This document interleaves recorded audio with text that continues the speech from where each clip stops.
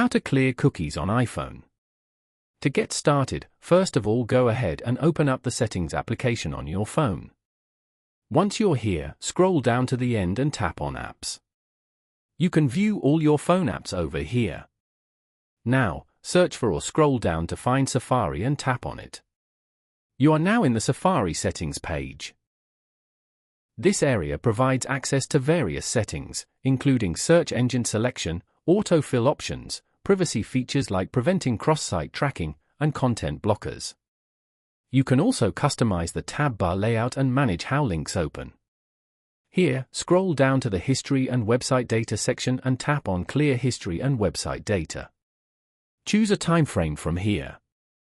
For example, last hour. Then, tap on Clear History below. You have now successfully cleared the last hour's history on Safari. Following these steps, you can easily clear cookies on iPhone.